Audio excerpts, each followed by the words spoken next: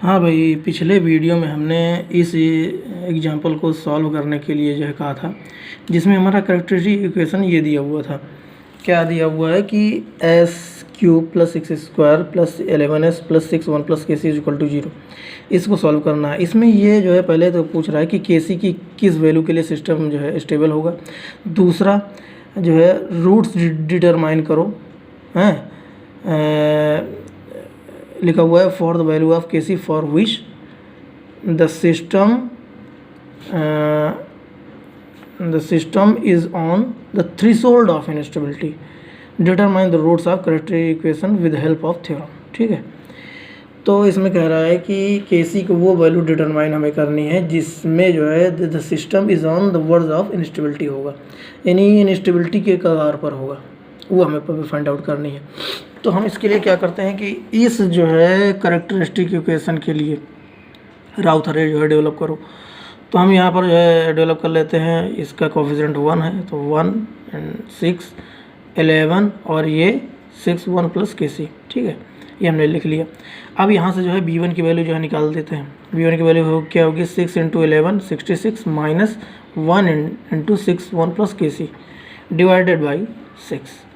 ठीक है, अब इसको सॉल्व करो, 6 6 कैंसिल आउट, ये तुम्हारा हो जाएगा 11 माइनस ब्रैकेट के अंदर 1 plus K C equal to आ जाएगा 10 माइनस के सी। 10 माइनस के सी हमने यहाँ और रख दिया। अब इसके बाद जो है b1 की वैल्यू निकल गई, b2 की वैल्यू जो है 0 होगी, चूँकि यहाँ पर कोई नहीं है। चूँकि जब हम b2 की वैल्यू निकालते हैं तो इसके ऊपर वाला जो है कॉलम इसको हम 0 कर देते हैं, उसके अगले कॉलम में एलिमेंट होने चाहिए, वो नहीं है, तो ये जो है 0 हो जाएगा। अब हम जो है C1 की वैल्यू यहाँ पर निकालेंगे। C1 की वैल्यू जब निकालेंगे तो ये कैसे निकालेंगे 10 minus K C into 6 1 plus K C minus 6 into 0 divided by 10 minus K C. ये यहाँ पर किया हुआ, तो 10 माइनस के सी कैंसिल हो जाएंगे, तो केवल बचेगा 6 1 प्लस के सी, वो हमने यहाँ पर जो है रख दिया है।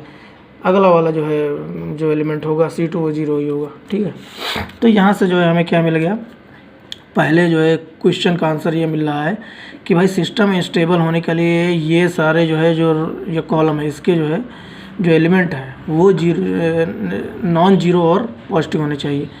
तो 1 6 और 6 1 प्लस के सी ये तो पॉजिटिव होंगे किसी भी के सी की वैल्यू के लिए, लेकिन ये जो 10 माइनस के सी ये पॉजिटिव होने के लिए ज़रूरी है कि ये 10 माइनस के सी ग्रेटर दैन 0 हो। तो 10 minus K C must be greater than 0। तो इसके लिए हमें कैलकुलेशन क्या निकला कि के सी की वैल्यू 10 से कम होनी चाहिए, तो जो है ये पॉजिटिव होगा। ठीक है, तो हमें के सी की जो है वैल्यू जो है मिल गई कि के सी की वैल्यू जो है लेस दैन 10 होनी चाहिए, then the system will be stable, otherwise the system will be unstable if we put K C is equal to 10। Means if we put K C is equal to 10 the system is on verge of instability, यानी unstability के जो है कगार पर खड़ा होगा यदि के सी इज इक्वल टू 10 रखा जाए। अब यदि जो है हम अगला क्वेश्चन में क्या है कि रूट्स फाइंड आउट करने हैं। यदि हम जो है क्या करें कि ये वाली के सी इक्वल टू 10 रख दें, तो ये जो रो है ये पूरी जो है क्या हो जाएगी 0, यानी इसको हम nth रो यदि मान लें तो इसके ऊपर वाली क्या होगी n माइनस 1th रो। तो nth रो यदि 0 है तो n माइनस 1th रो के एलिमेंट को ले करके हम रूट्स जो है निकाल सकते हैं किस जो है थ्योरम से, इससे 6s square plus 66 equal to 0।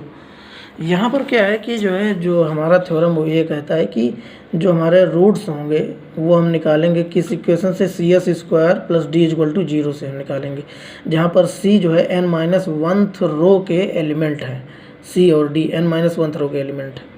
तो यहाँ पर जो है जो c होगा, यहाँ पर जो c होगा वो 6 होगा वो, और d होगा 6 1 plus K C equal to 10 रख दो, तो 10 प्लस 1 11 इंटू 6 तो हो जाएगा 66। तो वही यहाँ पर जो है लिखा हुआ है, तो c की वैल्यू हो गई 6 और जो है d की वैल्यू है 66। तो 6s square plus 66 equal to 0, तो कुल मिलाकर के ये आ जाएगा s square plus 11 equal to 0, s equal to plus minus under root 11। तो s की एक वैल्यू जो है क्या आ जाएगी, s की जो है एक वैल्यू क्या आ जाएगी अंडर रूट 11 है, और दूसरी वैल्यू जो है क्या आ जाएगी माइनस अंडर रूट 11। ठीक है, अब इसको जो है हम क्योंकि ये क्यूबिक इक्वेशन है जो यहाँ पर है, तो इसको हम इस तरह से भी लिख सकते हैं s-s1 s-s2 s-s3 equal to 0। अब इसको s1 की वैल्यू हमें पता है √11, इसकी जो है s2 की वैल्यू है -√11, और s3 की वैल्यू फाइंड आउट करनी है, तो इसको जो है पूरे को सॉल्व कर लो तो हमारा ये इक्वेशन आ जाता है। ठीक है, s2 की वैल्यू हमने लिख दी -j√11 और s2 की वैल्यू आ गई, s1 की वैल्यू आ गई s1 की वैल्यू आ गई j√11। अब इसकी वैल्यू हमने इसमें जो है रखी, इस इक्वेशन में सॉल्व करने के बाद आ गया s³ + s3² + 11s minus 11s3। अब ये जो इक्वेशन आ गया, अब इस इक्वेशन को जो है कंपेयर करते हैं फर्स्ट इक्वेशन से, इससे इस वाले इक्वेशन से जो है कंपेयर करो, ये वाला इक्वेशन, ये जो इक्वेशन दिया हुआ इससे कंपेयर करेंगे, तो कंपेयर करने के बाद हमें जो है जो वैल्यू मिलेगी वो s3 = 6 आ जाएगी। ठीक है, तो ये तुम्हारा स्टेबिलिटी का जो है तुम्हारा जो चैप्टर था वो जो है ओवर हो गया है। ठीक है, ये जो स्टेबिलिटी का चैप्टर है वो ओवर हो गया है। ठीक है, अब यहाँ से जो है तुम्हारी लगभग जो है 4th यूनिट कंप्लीट है। नेक्स्ट टॉपिक तुम्हारा जो है रूट लोकस। ठीक है, ओके बाय।